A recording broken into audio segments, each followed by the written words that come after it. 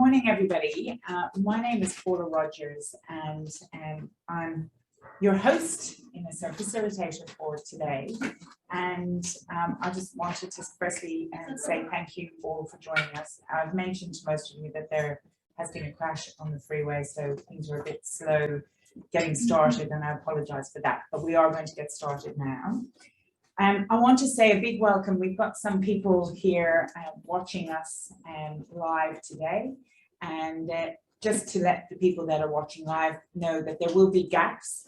Everybody has received, so the remote people will have received their program virtually. All of you will have a copy of the program in your goodie bag, and it just shows you when there are breaks. So if you come online and there's nobody here, it means you're not missing out. You can go and have a coffee or a walk or a break, and we'll be back soon. We will be keeping to time, particularly because of the virtual component, but also in recognition of things that you need to do. We've added a number of breaks through the session so that you can check on emails or make calls or have a break yourself if you're planning on staying the whole day with us. As we begin this important day, I would also like to acknowledge that we are having this important session on the traditional lands of the Whadjuk Noongar people. And I hope that we all celebrate and honour their elders past and present as we all walk together on this path to reconciliation. Particularly learning and the kind of conversations that we're going to be having today, I think, and starting the day reflecting on that is really important. Now I would like to welcome John London, co-founder of ATI-Mirage, to welcome you as well. Lovely to turn up. Thank you very much for coming this morning. I'm the co-founder of ATI-Mirage. We've been in business for over 30 years now in training and development, specifically in the IT area to start with, but then into the professional development, personal development, things since 2005. There's a few familiar faces here, which is nice to see, and there's a lot of new faces, which is even nicer to see. That we're getting the message is getting out. The hybrid workplace, well, what's that? And hopefully today we can answer some of those questions. Probably raise a few too. I'd like to see more questions raised. Please, please feel free to ask questions. Get involved as much as you can, because that way everybody gains more from that. And I hope that as well. But that's, if there's any questions you have, you'll see people in the ATI-Mirage shirts. Please ask, particularly how to use the coffee machine. That seems to be a stumbling block for everybody. But other than that, hope you enjoy the day. Thanks very much. And a little plug for ATI-Mirage, just a couple of things. As he said, the company has been around for over 30 years. They've over 200,000 happy customers. In terms of all training, there's a complimentary help desk provided, which I think is amazing. I hear the guys in here on the phone and talking and walking people through things that they wanted, some extra help after their training course. And for the IT training, we have a training needs analysis, which is free online, that you can always test to see where your level is at. And 100% quality guarantee isn't a bad thing either. So as John said, here we are today with the 2021 ATI-Mirage Hybrid Workplace of the Future Summit. We hope that you will leave today with some thought leadership ideas, some inspiration, motivation, many questions, and hopefully a belief that you've got some support. And what I think is fantastic is you've also got a network of people that have questions. We're all learning in this hybrid world. And so in the breaks, you can meet new people, find out how you're maybe doing things, share ideas, and hopefully at the end of the day, you walk away finding that today has been a really, really useful program. As I said, everybody has the program, which will give you any indications, but outside, if you need the doors of the rooms, this room and then the other hybrid room 2, where the other IT sessions are happening, you can see which sessions you want to go to. In terms of the format today, we have this session, and then at 9:30 we have 2 sessions. One is Time Management Simplified, and the other is the IT Microsoft Viva Insights. Then we have morning tea from 10:30 till 11. And at 11, we've got leading hybrid work teams and Microsoft Power BI overview. Lunch is 12 to 12:30, and then the lunchtime panel discussion about developing digital culture is 12:30 till 2. And then at 2:15, we've got culture, transformation and change, and automate your workflow processes. Afternoon tea is 3 to 3:30. So I don't think anybody's going to either starve or pass away with thirst. And at 3:30, we've got emotional intelligence and agility, hybrid work, insights on technology. 4:30, mindfulness at work, Microsoft Fusion. And then at 5:15, we have a sundowner where we will have some inspiration about having an entrepreneurial mindset. In terms of housekeeping, as I said, there's lots to eat and drink during the day. And after each session, there is a gap so that it gives you a chance to ask the presenters some questions directly yourselves. Restrooms are highlighted are in the corridor. And as I said, networking is a great thing to do. Please take photos, share on social media at ATI-Mirage, #hybrid, #future-of-work, whatever you'd like, but please do share. We'll have, if there's an emergency evacuation, which hopefully we won't have, just follow one of the staff members who will guide us safely out of the building. We'll have a few prizes during the day, and it now gives me great pleasure to introduce our keynote speaker for this morning, Marion Fulker, AM. I've known Marion for a number of years. She is the CEO of the Committee for Perth. She is a self-confessed lover of cities. And one of the things, she's got an MBA from Curtin Graduate School of Business, but most recently, she's one of just over 100 people in the world who has graduated with an MSc in cities at the London School of Economics and Politics. She's an expert on Perth region's growth and development and is highly regarded for advocacy, strategy and governance work. The purpose of the Committee for Perth's Future of Work project is to build a comprehensive understanding of how technology and automation, combined with relevant global and workforce megatrends, are impacting jobs, skills requirements, and industry needs in Perth and in the state. So please join with me in welcoming Marion for her presentation.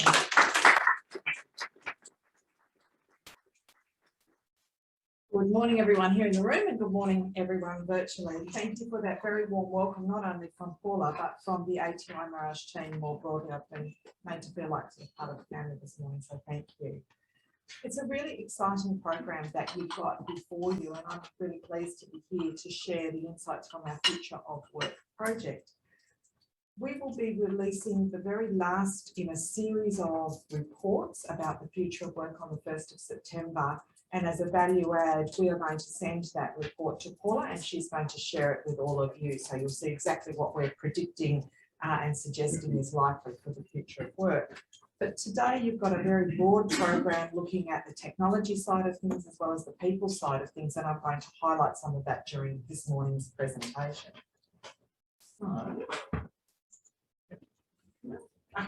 So for those of you who don't know about Committee for Perth, it's an independent think tank about Perth and Peel regions. We're very much focused on the future, way beyond political cycles. And we're very much evidence-based and solutions-focused, and we've released 140 pieces of research to date, all available on our website free of charge. Mostly funded by the private sector, although we sometimes partner with state government, and we have a number of local governments in our membership. So we take, so what is the data telling us? Then we speak to our membership base, more than 44 sectors in the economy represented, so that we can have a really good socialisation and understanding, almost like a ground truthing of what are the facts and figures. And then we produce major reports with recommendations for the future. So the waves of industrial revolution have been going on since 1784 and the invention of steam. And we're sitting here at this precipice between Industry 3.0, the computerisation. John would be very familiar with that. I started my career in IT as well. And it's become very much part of our lives. Some of us would say too pervasive, all pervasive, but it's certainly been a driving force. And what we're sitting at now is this point of the internet of everything. So all parts of our lives in some way touching with data. And that's going to have a profound effect. Not the least of which, up until now, we've thought of technology as an enabler, a tool of the trade, both for our lives and our work. But our research shows that it's likely to be a displacer if we don't keep up with our skill set. So holding today's event, I think, is a really good idea. The very first industrial city was Manchester in the UK. In the wave of technology, it was Silicon Valley, with San Francisco to the north and San Jose in the south, and the valley populated since the 1960s of IT firms. But what will be the cities in Industry 4.0 that'll win? At the moment, it's a contest of cities because COVID has been an incredibly complicating factor. So let's have a look at the Industrial Revolution 4.0, where we sit now, where technology, AI, robotics, sensors and data are going to play a much more important role in work and life. But we've got all these other forces at play as well. There is the global economic and demographic shifts, socio-economic and environmental, geopolitical. We've got these big waves of demographic change flooding through, not the least of which is the baby boomers, and I'll show you a graph that just shows their wave through the workforce. But we've got things that are almost outside of that as well. So response or not to climate change, the urbanisation. You would have read that cities have been pre-COVID the sort of place of choice, and people have been leaving the hinterlands in favour of the city. And of course, there has been some depopulation as part of COVID. We haven't seen it so much here in the West, but we've certainly seen it in New South Wales and Victoria. And how are all of these things? And I would say, hazard a guess to say, that we've never seen the forces of change so dramatic and profound as they currently are. So there'll be work impacts. So there'll be a reshaping of demand for and supply of services, products and jobs. In workforce, there will be mega trends around the changing of workforce size, demographics and skill sets, and I want to come back to skill sets later, and workforce impacts. So is full-time employment, thinking back to perhaps when John's dad first started work, it was the era of the gold watch. You stayed with the firm for 40 years, and on your last day they gave you a gold watch and you retired and you had a life of leisure. That's not the way things are likely to be for us in the room. Then we've got this sort of part-time employment, gig employment, casual work, remote work. So there's all sorts of shifts that are happening in the workplace. So let's have a look at what's been happening to the Australian workforce since 1984. So if you look at the blue downward trend there, that is employment in manufacturing. So it would be no surprise to anybody in this room that Australia was losing its manufacturing base over time. Also, the yellow, with less of a dramatic change, was changes in employment in agriculture, forestry and fishing. Where we've seen growth, the red line with the most growth is in healthcare and social assistance, and the black line in professional, scientific and technical services. So a profound shift just over that 35-year period. Let's have a look at what's happened here in Western Australia. So the red line is full-time employment, the black line is employed part-time, and the yellow is unemployed. Not really much of a shift. And this takes us through till June 2020, so almost at the beginning of the pandemic, and it'll be very interesting to follow these figures over the next few years. Then if we look at the proportion of employment by industry, that tells us where the growth has been. So we've had real growth at the bottom in this graph here with 2016 on it. Healthcare and social assistance has been the highest growth, followed by construction and then retail trade. I would imagine retail trade has been highly disrupted over the last wee while.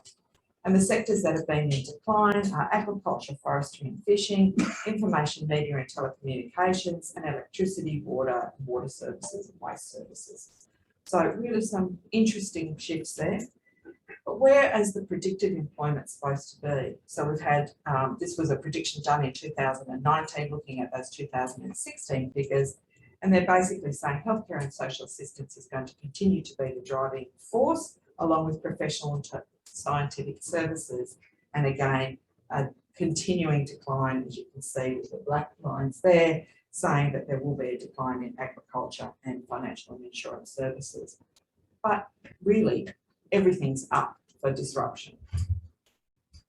So there have been lots of organisations, and you can see down the bottom all of the sources that we have cited, everything from the OECD to CEDA to PwC, etc. And industries most susceptible to change are manufacturing, transport and sales. And the least susceptible are education, health and ICT, computer science. So interesting to see what sort of groupings you've got here. What sort of industries do you work in, and do you feel that they're as secure as they once were? I said I'd come back to the age profile. This really just shows the baby boomer generation moving through. So August 2000 is and July 2020 is in black. And you can just see the two time frames of transition in the workforce, and particularly the baby boomers. Look at how many people plus 65 are working now compared to 20 years ago. So the forced retirement age has actually been extended out, but in real terms, many of us are thinking about working in some sort of hybrid way post 65 for a period of time as well. And that big balloon in the middle there is the people that pay the lion's share of the taxation system and keep the country afloat. Of course, our workforce is gendered, and Paula and I have been long-term advocates for more women being in decision-making and influencing roles, and the gender divide exacerbates the gender pay gap, and it also is one of the handbrakes to more women being in those very powerful positions. So males are in black and females are in red, and you can see women working in much more casualised employment. So in places like healthcare and social assistance, education and training, etc. So typically, if they are working full-time, in places that you can actually manage your time. So you can go on a roster, you actually know the hours that you're going to be working, you've got a time when you're leaving, and that's often because of caring responsibilities. And in 2015, the Committee for Perth released a major report on gender inequality called Filling the Pool, which is available on our website. And a lot of women have caring responsibilities, not only for children, but also for elder care. So having some sort of employment agreement that's very fixed in terms of the hours worked gives them the flexibility to do the caring outside of the working day. And as you can see, males very much working in those male-dominated sectors such as mining, etc. I was talking to Paula about this particular slide just before we started. So we're finishing the Future of Work project with a big launch on the 1st of September and starting a new project immediately thereafter called Race to the Top. As part of the Future of Work project, we have created a human capital index. So we've looked at various elements about people's qualifications, so what age did they leave school, what qualification did they leave with, what ancillary training have they done since then, vocational, tertiary, etc. And this map of the Perth and Peel regions shows something that really concerns me personally and certainly concerns our board and members. That high concentration of red in the southern suburbs speaks to the lowest levels of human capital across the Perth and Peel regions. The very dark black is where we have the highest levels, and then you can see them sort of as a mosaic across Perth and Peel. But what happens when you have low levels of human capital? You have high levels of intergenerational welfare dependence, higher levels of domestic violence, higher levels of truancy, etc., petty crime, etc. So what worries us about having such a substantive geographic concentration is we've got lots of people who are not sharing in the spoils equally and almost unequally. So there's almost like a divide that you could do across Perth, which will not serve us well into the future. And we really feel that we need to do some work about what are the immediate interventions, but also the long-term ones. I was raised in Sydney. Western Sydney at the moment is one of the federal government's most concerning hotspots, even pre-COVID. 2 million people almost disenfranchised from Sydney proper. That is a big political issue. Our friends at Hassel have had a go at thinking about what the workplace of the future looks like. So on one extreme, they call it as it was. So we're just going to have a blip. We're going to go back to the way it was before, and we'll all just talk about COVID like it was something historic and a distant memory. And on the other side, they say no office. But with any good scenario planning, it's probably the things that happen in the middle that are the most likely. So in one scenario, they say more people working from home, but they will come into the office for certain things. Another one where the office becomes the clubhouse. It's the sort of central socialisation, problem-solving, collaborative space. And then more of a hub and spoke model where you might be working closer to home rather than coming into a central office. So City of Wanneroo is a really good example, and Joondalup, they're putting co-working spaces in so that people can have a relatively short commute to at least a collaborative space where they may be able to meet with other colleagues or other professionals, but not have to have the commute into the CBD. And somewhere in the middle, each of us is trying to find out what works best for us. But this is really a knowledge worker environment. Essential and frontline workers still have to go to their place of work each and every day, and that's causing some problems. So how do organisations create equitable policies for all? We did a fact-based bulletin with Edith Cowan University, and they've got the Centre for Work and Wellbeing, and they produced this fact base where they very much looked at worker wellbeing and the leadership styles required in a remote working environment. And what this table, which is very detailed, and I'm happy to make the slides available for you to all interrogate a little bit further, but people were saying things like, I'm working longer hours, I've got an increased workload, so one of my team's not picking up their work, they're not coping as well, so all of a sudden it shifted to me because I'm the trusted person that will always do what's required. And I don't understand what the difference is between work and life because my laptop's on the dining room table and I'm kind of at it all the time. Then there was any sort of complication around homeschooling or caring responsibilities. People were talking about not being ergonomically set up, and we know one of our firms, it's an architecture firm, they spent $100,000 fitting out people at home. So they did a survey about what were the things that you had that didn't actually comply with workplace policy.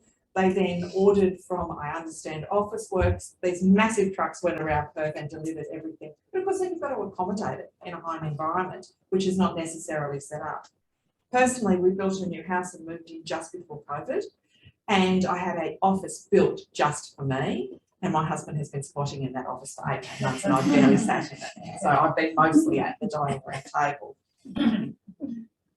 But managers also are coming back and saying, how do I know that they're doing the work that they are? And they seem to be off when they're on that Zoom call today. And you can't just then go and tap somebody on the shoulder and check on them in the way that we would. So that not only are we interacting, but we're also observing our fellow workers when we're in the workplace. And of course, Zoom is a much more impersonal environment.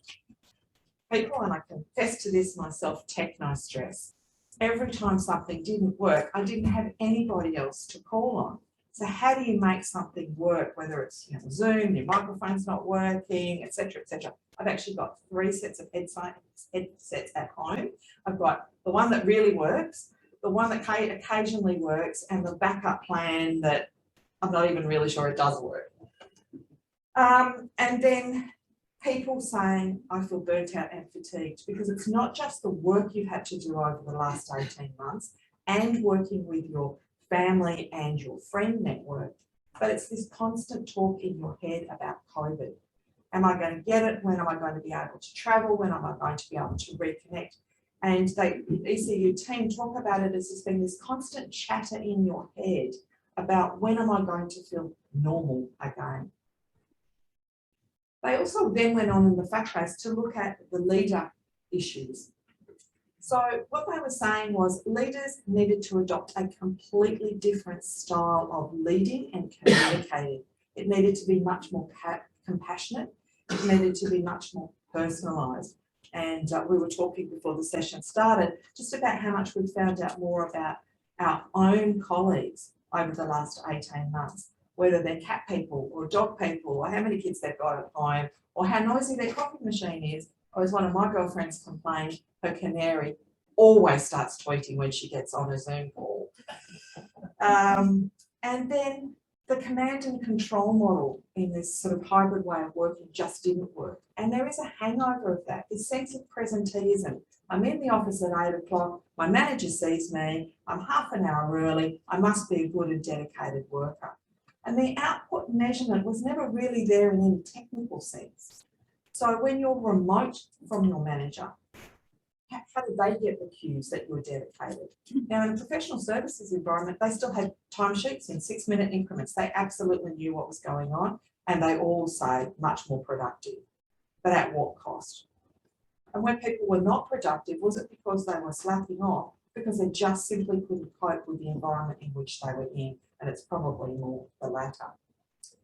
There was more resources that were needed, and I'm on the board of Infrastructure Australia, and at the moment it's based in Sydney, so you can imagine how the workforce is feeling right now. We've got 2 of our senior managers who have both had babies, COVID babies, and they're in apartments, and they've got a toddler and another family member at home trying to work in some sort of way as well. They are almost at breaking point.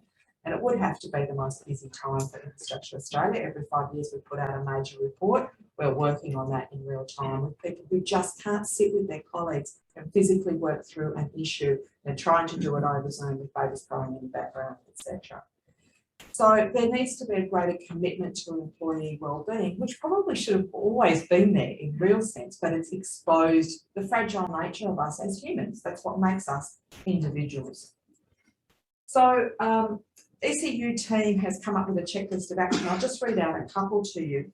Develop an outcomes-based and trust-based culture. I would have always thought the more intelligent organisations were there, but not necessarily. Where employees are much more empowered, they're given higher levels of autonomy, and therefore they have this sort of safety, this sense of safety. I know what I've got to do, I've got the support to do it, and I'm going to be recognised for what I've done. Ensure equity of resource allocation, including the provision of training to enable employees to perform regardless of the location. And I think this has also exposed how under-equipped some people are to do the role that they have when they often rely on team members.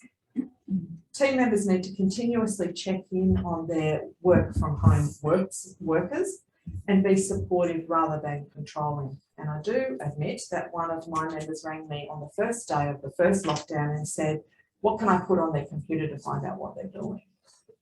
Now, if you don't trust your employee at home, you probably shouldn't be trusting them in the workplace.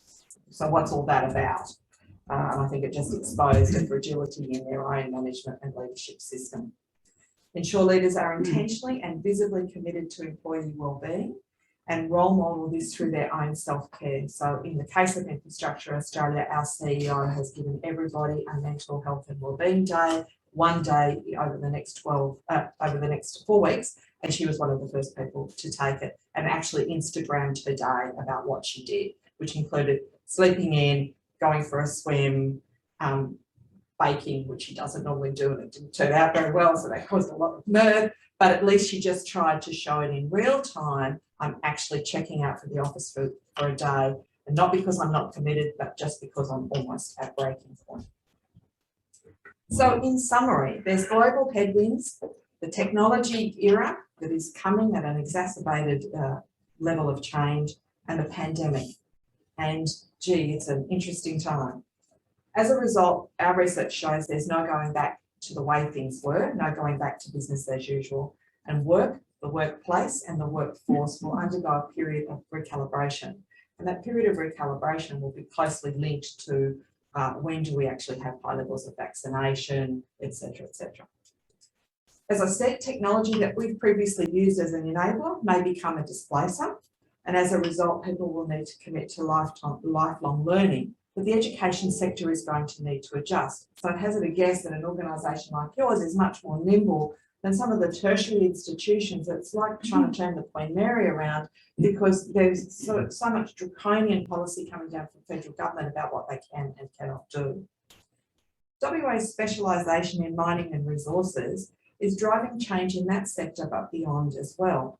And so we believe WA could lead the nation in the future world of work. A very bold claim, but if you think about how we actually manage to extract things in remote locations on a consistent basis and meet an increasing demand, that surely we can do that in ag and other sectors.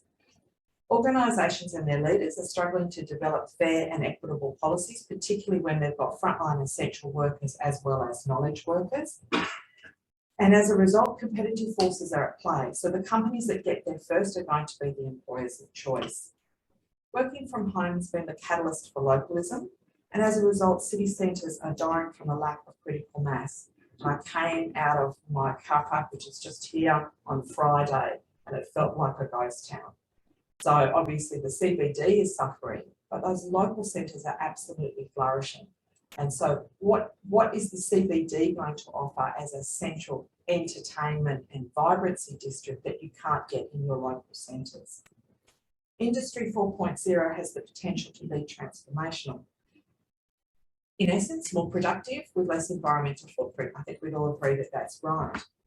But some parts of our community may get left behind. So if you think about some of the industrial workers down on the Kwinana Strip, are they going to be able to easily adjust to a new way of working? My biggest disclaimer for today, though, is we're in the midst of a global pandemic, and as a result, long-term impacts are really not that well understood. So we've got to focus on things that feel a bit short-term, and for somebody who likes to sort of work out in the distance, it feels a bit like we're sticking band-aids on things, and we need to actually keep sticking our head up and looking to the horizon to say, is this band-aid fix actually sustainable or not? And I think we'll find a lot of the things that we're doing now, we won't keep into the long term, but they're essential for the here and now. Thank you.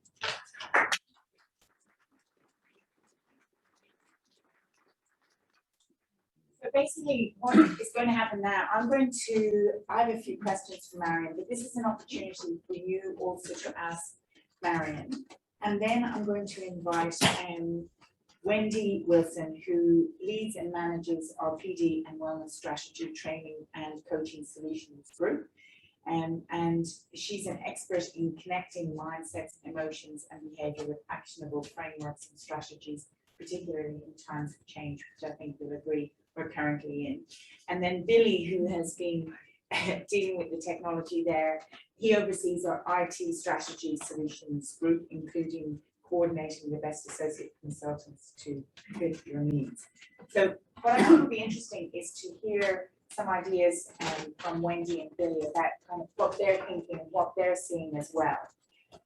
So Marion, in terms, you've got this launch on the future of work and happening on the 1st of September. I'm not asking for any spoiler alerts, but what, when you think about that, is your greatest concern this kind of discrepancy of where people geographically are based? Or what, particularly from Western Australia, what I think is really interesting about this report is there's lots of things that are looking at a national perspective, but your report is looking at WA. What do you think what are you excited about, or what are you kind of stressed about other than deadlines? So there's 22 recommendations in the report, but 8 are around skills development. So some of the recommendations are for federal and state government about the systems in which education happens, and we've called for a reform of the education system from kinder through.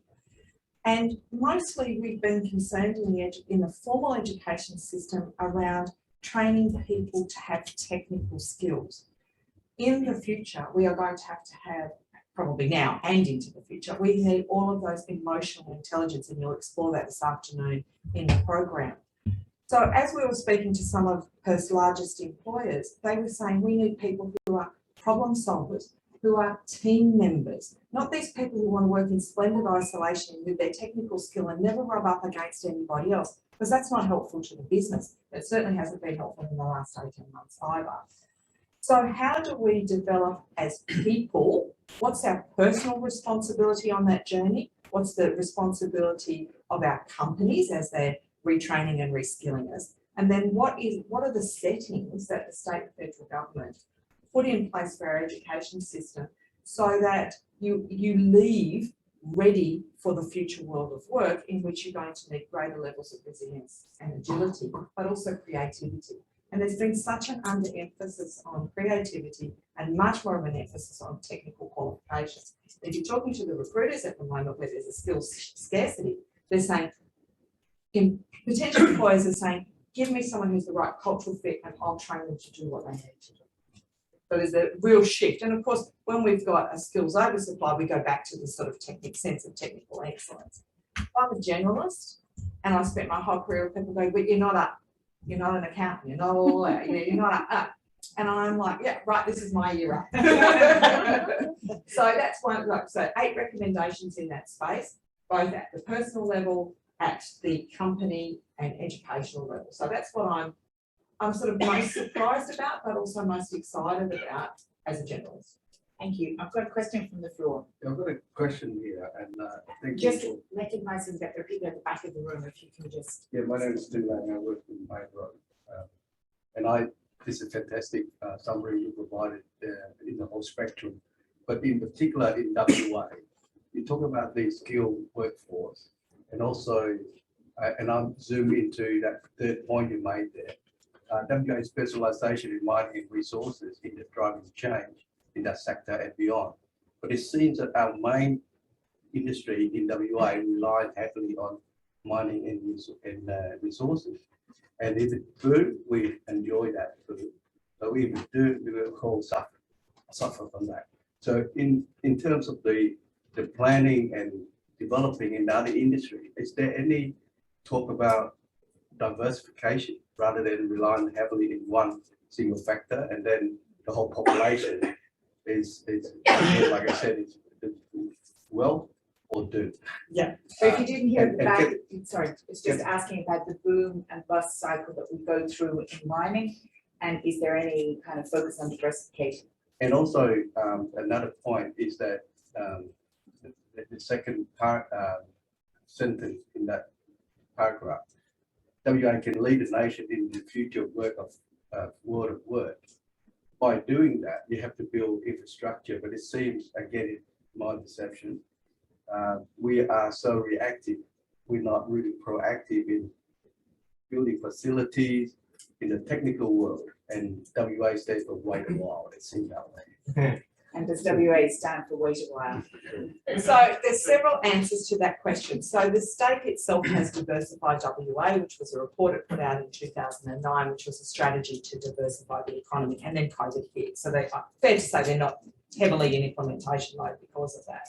But in the report, we call out and say that 2019 report actually needs to be recalibrated again, because the technological change that's happened in the 2 years since they wrote that report is going to have a profound effect on industries. So they need to update it. And what we found in our own research looking at the economy over 70 years, we don't actually have boom and bust cycles, we have boom and step change cycles. But because they're so accelerated, when it comes off, we feel so gloomy as a society. So what happens is the mining industry moves into a period of increased production. It then needs increased capacity, so it does construction. And so we have two things going on at one point. As soon as the construction comes off and the increased production is met, we have this sort of downturn in the economy. And it's only when we have less production that we actually experience a trough. But what happens is we are, in this sense of being reactive, we're pulling all these resources from Australia, overseas, we're buying steel, we're building stuff, and it feels like this place is like a hyper zone. And then all of a sudden, industry slows down, and it really slows down quickly. And all of the companies in the mining and resource sector and the sectors that sit off the back of that all slow at the same time. And so this place feels very desperate, and that's when house prices start to drop, lots of levels of, job vacancies and all that sort of stuff, retrenchments and that sort of stuff. So it does feel pretty desperate. But be comforted by the fact that every time we go through one of those super cycles, and we have done since the gold rush, we actually end up in a better place than we were before, not in a worse place. So that's something to think about. But in terms of diversifying the economy, we've called out particular sectors in the report that we think that could take this know-how from mining and resources and deploy it in other areas. So agri-tech would be a really great example, the education sector, etc. But Main Roads, with its smart freeway system, has actually deployed some of this new wave of technology. And this morning, coming up the freeway when there was an accident, goes to show how technology in real time can help to actually manage a catastrophe. But I understand in a workforce setting at Main Roads, we basically all had to come back to work on the day that the Premier decreed, right, public services back to business. And that wasn't taking care of the work well-being of people who had been at one point forced home, no choice, everyone home. And then on the other, right, everybody back in the office on Monday. And people had we know in our own business, people had real issues about coming back to work, not the least of which, A, getting out of their comfort clothes and their comfort zone. How are they going to get to work? Lots of people chose to drive, and we're still seeing that in the freeway data, driving rather than using public transport, because they want to be in their own personal cocoon where they feel safe, rather than this collective space where they're not necessarily feeling safe. And can you imagine what it must feel like in other jurisdictions where they've had lots of community transmission? We've hardly had any, yet we're so risk averse. So we have called out particular sectors we believe that could be the driving force of change that would help them create the diversification of the economy. But you're absolutely right. In terms of any capital city in the country, Western Australia is much more dependent on its primary industry, mining and resources, than Sydney is on its financial and insurance sector. So it really is the sort of mainstay of this economy. Thank you. I'm also going to hand over to Wendy, because we've had discussions, you know, at the beginning of COVID, everybody, like you said, was talking about technology, and we saw people coming for training, for IT training. But suddenly, Wendy, would you like to talk about what you're seeing? Yeah. Okay, thank you. Right, yeah, so that definitely speaks to some of our experience that we've had, which is that when the COVID hit and there was that crisis, that there was a strong focus on IT, obviously, because everyone working at home, they needed to be able to continue to do their work. So we had quite an influx of IT requests and IT help that was needed for people to operate in that space. So not so much of the PD, but you talked about Band-Aids earlier. And this is something that I was concerned about, I think Billy's concerned about, is putting a Band-Aid on a situation. Oh, we know Teams now, we know how to do a Teams chat, excellent, we're good to go. But actually the people component of it was sort of slipped a bit.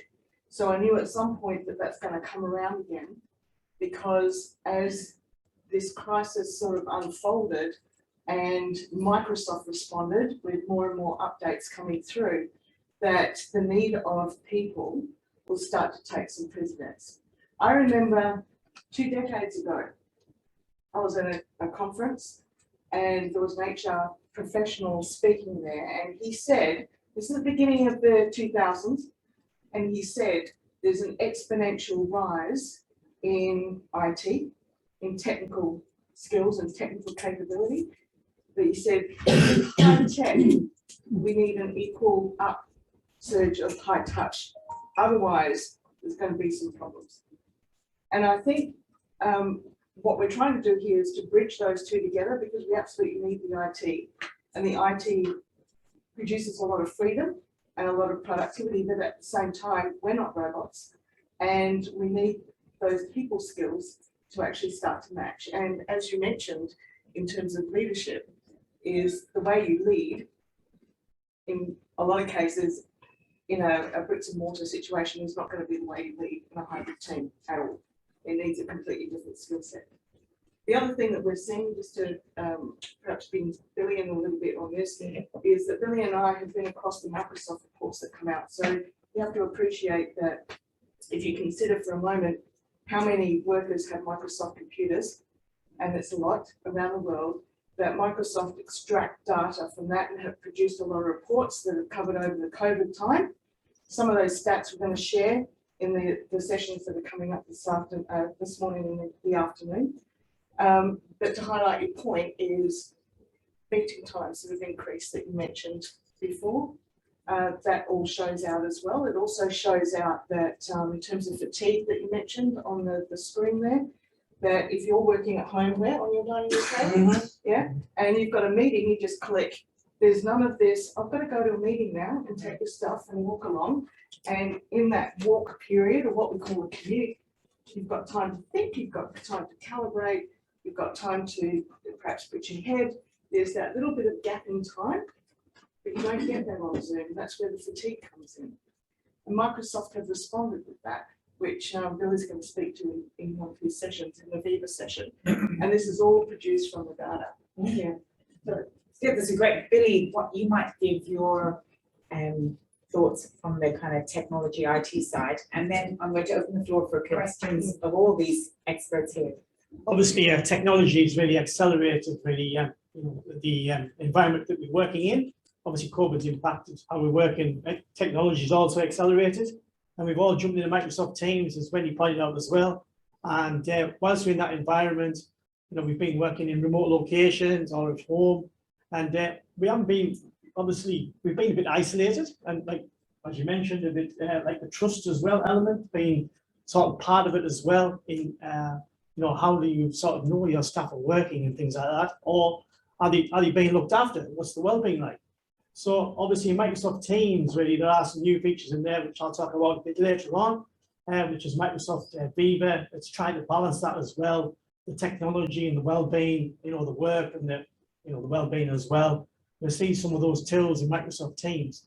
Obviously, organizations have gone through some major changes and using the sort of Microsoft 365 products or other products, and really organizations are collecting a lot of data.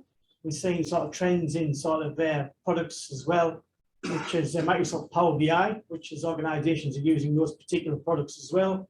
And Microsoft Teams as a vehicle, bringing all these products into sort of their Microsoft Teams as well. So Power BI is one of those things, or automating particular tasks as well. So we're seeing sort of their different products being sort of optimized and used. And it's about balance at the end of the day. You will help productivity, but also there's a balance there as well of some of the tools in Microsoft Teams that can sort of balance that out as well. So we'll explore some of those options. Any questions? A question from Marion. The last 18 months have exposed for a lot of businesses their vulnerability with people having to work with a piece of paper, or for people like lawyers, a ridiculous amount of paper, and that absolute dependency on having to be in an office in order to function. That's driven, obviously, in a lot of places a need for a change in the way work processes are, automation and digitalisation of all those processes. But inevitably, no matter what government and private enterprise are saying, that is going to lead over time to a reduction in the number of people required to do work. That's unfortunate. That's just the problem. We see that everywhere. So for all of the organisations that are potentially facing that, what kinds of areas should be retraining people in? Because it's not always just to say we're going to retrain you in something that we need you in, because that we need you in might change in 5 years. So should we have a longer term plan of what skills the community is going to need 5 or 10 years from now? So if you didn't hear at the back, it was asking about what kind of skills we're going to need for the future. If people are retrenched, where's the plan? Over to Marion. So in the report, what we've said is that industry actually needs to work much more closely with the education providers and also government, because everything that they're doing can be treated as competitive in nature. If we're automating a system and we're actually reducing our cost base, that's competitive advantage to us. We're not necessarily sharing. So through peak of industry bodies, we're saying you actually have to get to the point where you're at least sharing where the industry is heading, so that the education system can respond and government can understand where it needs to put its incentive and adjust its policy accordingly. So that's sort of at a macro level. But you can see those growth sectors. So perhaps someone who was previously taking documents in a conveyancing sense from one place to another and getting personal signatures on everything, are they going to then retrain into the aged care and health sector? Possibly, but possibly not as well. And so that's where the personal sense of responsibility comes. The sand is shifting underneath all of us. And as Paul said, I've just finished doing the second master's degree. It's the last thing I wanted to do, but I wanted to really stay competitive. So we've got to think about ourselves as an individual work unit and what's our responsibility to that. We did do a large community survey across Western Australia about the future of work last year. And we asked people how worried were they about technology. And actually only 28% of people said, I'm worried I'm going to lose my job. I'm attuned to the fact that there's problems out there. I'm not sure I will. And I think the group that took most comfort is the knowledge workers. But let me tell you, there are 3 paragraphs in my report coming out that were written by my researcher in the main. She's worked for me for 18 years. 3 paragraphs were written by a robot, and I don't know what 3 paragraphs they were, and I had to ask her. So she fed the robot some previous work she'd done, so it picked up her style. She asked it a question, what's the future of work? It banged out 3 paragraphs. So I read the report first time and I went, nah, can't find it. She goes, it's in chapter 2, they're 3 consecutive paragraphs. Like, surely you can find it. I couldn't find it. that is frightening. So I think, we think about people who are working at these sort of lower, low skilled, it's across the board, and I think that's quite frightening. In the survey, we also asked people who's responsible for your retraining. And it was very clear, if your organisation is deploying technology and that changes the way you work, they are responsible for the training. What we heard from some of our members was, it's not only the training, so paying for the training module, it's time off before to prepare, and it's time off to do the exams or any, post-qual stuff they've got to do. So that's a very expensive component. So companies have to be very sure they want to keep that person into the future. So then it comes down to making sure that your professional development plan, as part of your annual performance review, actually reflects on where the company's going and what your role is in it, and therefore what training and development do you need. That might be partly you, but partly also the company meeting you halfway. Any question at the back of the room? And then I can move to stand up. Yes. Donna from Benjamin Project Support Coordinator. We all used to know the business etiquette of how to be, dress and look and sit at a business meeting. And now that we're with teams, do you think that there will be like a global instruction about just show your face, aim a still picture, write your initials in a circle, and when is it appropriate to use which method? I love that question, because I was having that discussion with Peter Dew, who's sitting up here. He's one of our trainers. So there is that bridge, isn't there? Because if you're a leader and you are used to a room, it's very different when you're on camera. So one of the things that we touch on is around how you show up actually on camera, and you need to probably get some camera skills. And Peter is actually an expert in that area. So we do run a couple of courses that Peter facilitates for us. And it's shifting that idea, because you don't want to be turning up in your gym dance, and you don't want to be having a laptop that people see up your nose. And because if you're in a position where you're influencing, perhaps inspiring, leading a group, you want to be able to present your best foot forward for that. And didn't you say that something about really good leaders, people who think they are good leaders? Oh, yeah. Actually, I think Joe's going to speak to that a little bit later on in this morning's session. But essentially, when it comes down to that leadership style, is that if you don't learn to adapt, the leader who perhaps isn't that skilled in certain areas, it'll just expose more of that. And I've seen that. I've been working in change for a while. And when there is organisational change even, the leaders that kind of hang on to how they used to lead, it exposes more of it. So if you're a micromanager, you're going to transfer that into your digital world, that's going to be a big problem. Right. And you need to get the micromanaging under control, just as much as the hands off. So it splits the world. Meanwhile, if you're a leader that is purpose-led and is adaptable, is a learner, looks for a coach, then you're going to thrive in this world. But the answer is to develop those skills is more training, coaching, and mentoring.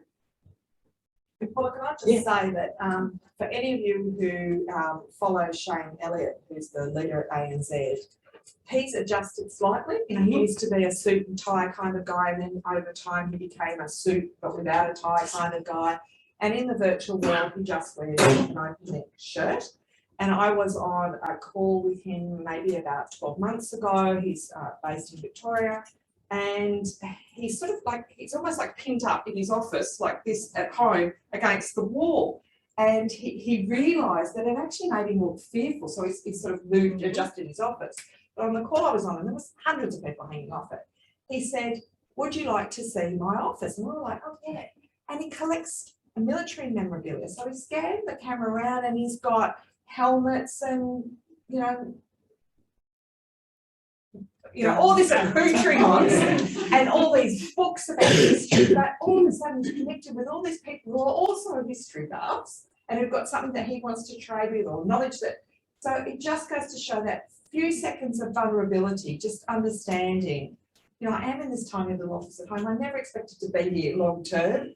And I actually need to adjust it so that I don't look scared of the camera, but then also just showing a little bit of a glimpse into his life, which was not too personal, but lots of people I think got a lot out of it. Yeah, and I think that speaks to an authenticity that a lot of people look for and appreciate.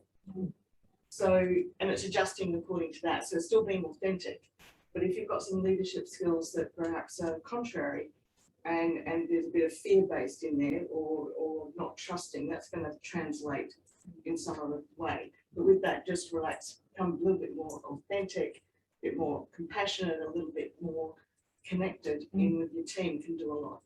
Yeah.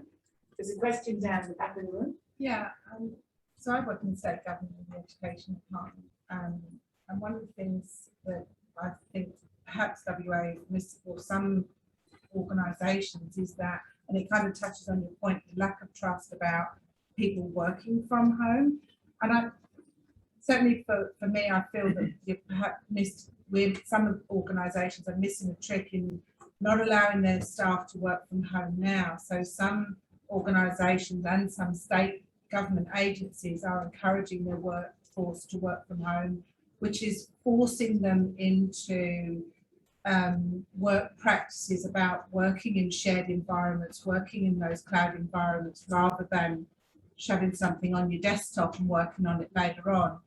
And I think there's going to be a number of agencies that will be exposed, and I'm certainly, I mean, I'm looking at business continuity for the Department of Education, and I believe there's big exposure where buildings could be closed and workforce won't be ready to fully embrace the working from home practices and best practices. How do you, well, I guess it's like advice on how can you overcome that, because there is a lack of trust, there is a lack of people wanting to work differently and embracing technology that you can't micromanage. You know, you can't, I mean, somebody can be in the office and be doing nothing equally as they could be at home, so you know, you're not, but I just, that's one of the things that I'm struggling to articulate to some of the business areas, to say, well, if somebody walks in your building with COVID, you've got to clean the building, but the people have to isolate for 2 weeks because that's the manifestation period for the virus. So you've lost your workforce for 2 weeks. And I don't think that, I'm struggling to get people to come on board with letting their workforce work from home 1 day a week, which will force them to practice best practice in working in that virtual environment, which I just don't think a lot of, and my friend works in private and her company's the same, they just won't have you working from home, which is really disappointing. So I think there is a lot of that. I think you're right. Did you want to speak to? No, you go first and I'll. Okay. I think you're right. There is a lot of that. It comes down to these conversations continuing, because in leadership, you've got the human beings, and everywhere else you've got the human beings as well, but particularly say for leaders that have been used to doing things a certain way. And it's only with these conversations that minds can change, or a little bit of openness, let's test this out a little bit. It also might come down to how you influence and persuade, how you negotiate, finding out what the real fears are and then addressing those. Because sometimes when people tell you it's this that they're concerned about, it's not. It's something else that's a little bit deeper. Yeah. And it's unraveling some of that. So I share your concern about that. It's, for some organisations, it's not going to happen overnight because it's been operating a certain way for such a long time. But also it's looking at other areas, which Jo's going to touch on in her leading hybrid teams a little bit later, is looking at a framework that you can work through some governance at a higher level as well, to get those policies and procedures and different things in play that covers what people are needing to work from home. So I think it's finding out what the real issues are, finding a solution to those issues, and that's all collaborative and in conversation, right, and making sure that there's policies and procedures to back that up. In our lunch session, which is data-driven culture, we've got Aaron coming in from the Defence, and he's going to share what they've done in that space, so you might get some value out of that too. Yeah. And I think RSA were amazing. So, you know, RSA that run a big call centre, so they've got, you know, insurance, the roadside assistance, the travel, etc. And it's a very collegiate space. They were swapping in and out of their jobs, but it's very much about being in the call centre. And of course, they had to send everyone home. And their workforce is absolutely delighted there with how responsive they were. And can you imagine being in that travel section for those first couple of weeks when people had all these holidays booked? They were emotional, distressed, wanted their money back. There was all sorts of provisions about whether they could have it back or not. And they said their team was absolutely amazing. They had never in their business continuity planning envisaged something like this. They thought about cyber threat, that sort of stuff, you know, maybe one server going down or some sort of crisis that would be a day or two. They had never envisaged a long-term plan. And so their business continuity plan didn't really address, therefore they'd never practiced. And on the practice run in the real life experiment of COVID, they absolutely responded, and they said, you know, it'll be very interesting to see what their model will be moving forward, because of course call centres take up a lot of floor space. They do, and it's those case studies. So that reminds me of, I did some work in a financial institution where it shifted to activity-based working, which is essentially you can work anywhere in the building, you've got a little bag and that's your office. So it was quite a big adjustment. But the call centre for that place there was insistent, no, we need our floor space and we're all going to sit together. Absolutely insistent. So with a lot of the project managers and the change managers coming in, having a chat, but I was speaking to the main senior leader of that, and I said, there's the call centres work from home in Europe. He's like, what? I said, in Europe, they work from home in the call centres. He said, no, don't believe you. Out comes the data, here we are. And so sometimes it's like that 1 minute mile scenario where until the 1 minute mile was broken, no one thought it was possible. And then in the following 12 months, that 1 minute mile just kept continually broken. I think it's just that looking at different case studies and how people do that is a key forward as well. So thank you for sharing that. Microsoft have a lot of case studies as well, obviously impacted throughout the world, COVID, and obviously in America as well. They've been working from home quite a bit, organisations, and obviously it's more impacting in that sense, and they're still sort of successful as businesses, still operational. As change as well as quite a bit of change, and trying to obviously sort of nudge over a little bit into that sort of world and make that change happen as well. And the support, obviously, in that aspect as well, because the team need the skills, need to share the knowledge, and it's just, you know, nudging them over into that area really as well. And that's what I was going to say, again, with all of you here, you'll be on different stages of that spectrum, from understanding, making big changes in your organisation, to resisting changes. So it's a great opportunity to kind of ask people, what are you doing? How are you doing it? And you may get ideas or share ideas. You had a question? Yeah, hi, Anya Whelan. I work in the not-for-profit membership space. I suppose everything we've talked about today sits in the context of change, the future, creativity and innovation. I've worked across many industries.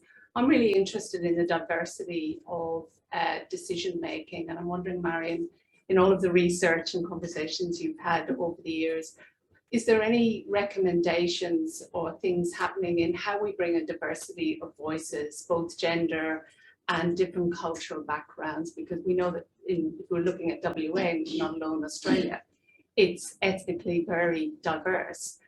And there are a lot of different voices to bring to the table to change how we think about the world.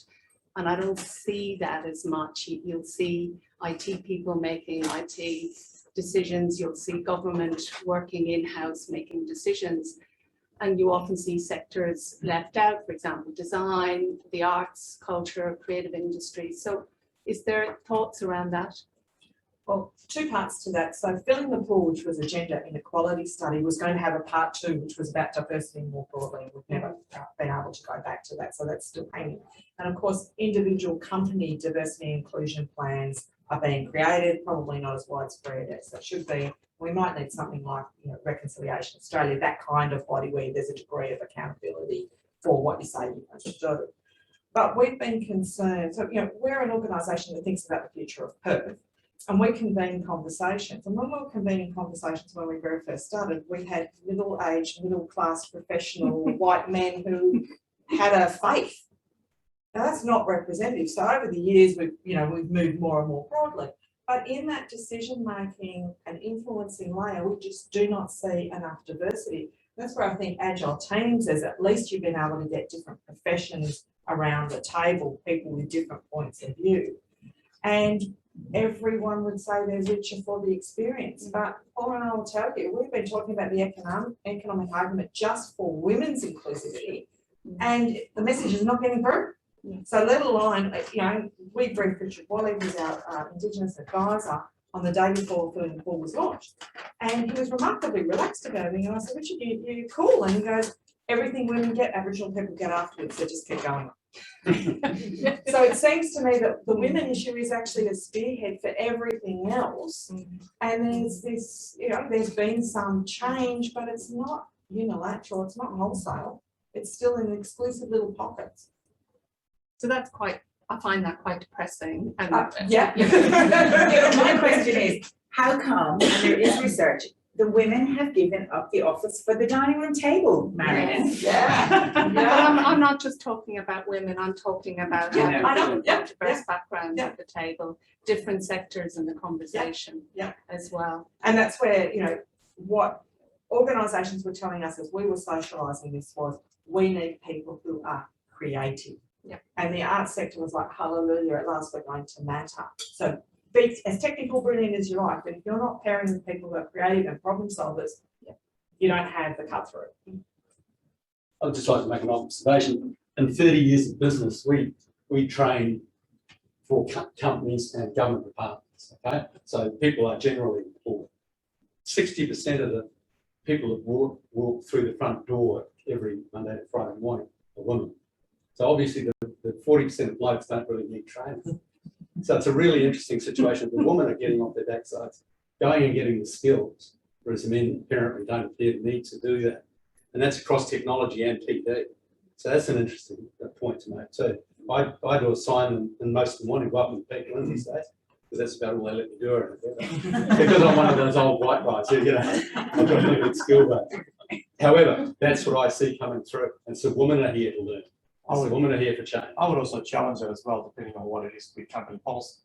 Because I mean, there's so much hashtag Me Too out there, and so that's almost the pendulum swinging a massive way the other side. So I think we need to balance that out with where society is at the moment and what it's doing. So have a look at it globally. I mean, it's not a phenomenon just in this country, but it's around the world.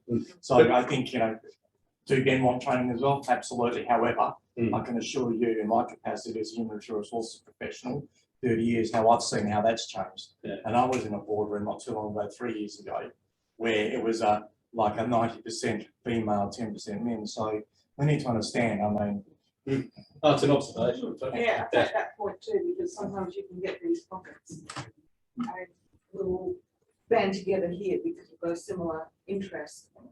But that's not necessarily diversity or inclusion either. So it's actually to bring them all together, not just section off, and we need training for that group and training for that group. And but I'm in that group, but I can't go in that group because it's called training for that group.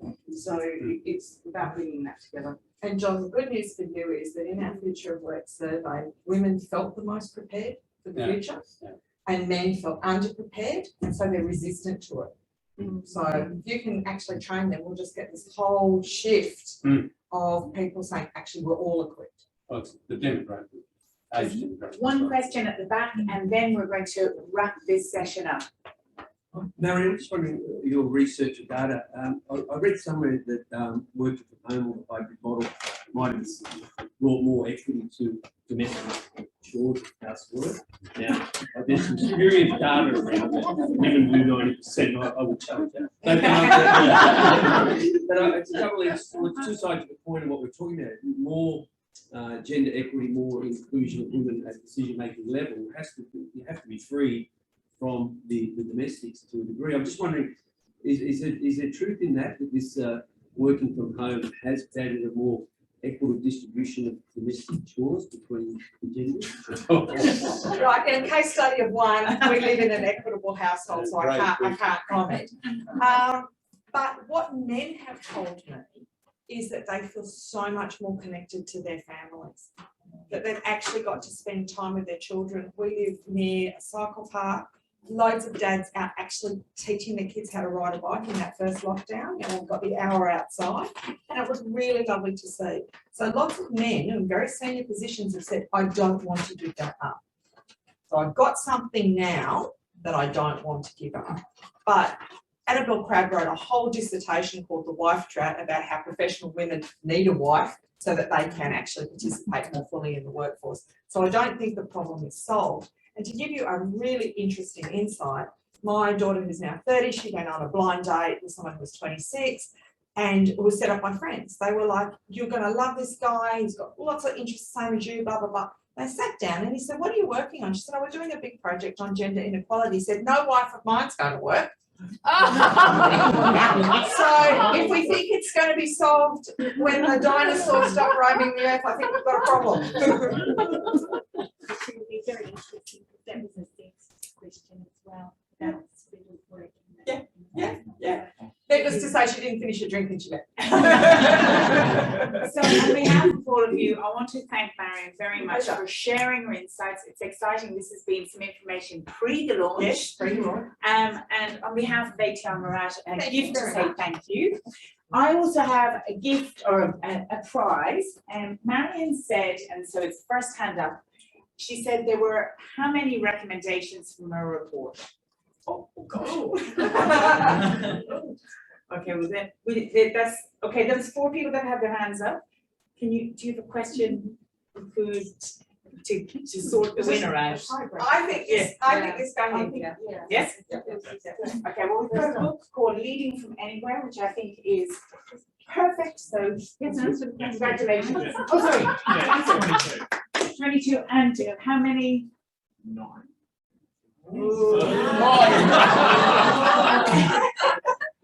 Not that hard.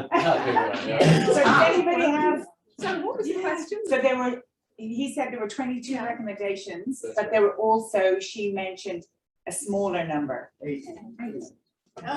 Oh, I didn't say, so I can't arbitrate there, I'm sorry. Thank you. All right, well, have a wonderful day, everybody. I think you're in for a real treat, so. Thank you very much. Thank you. Thank you.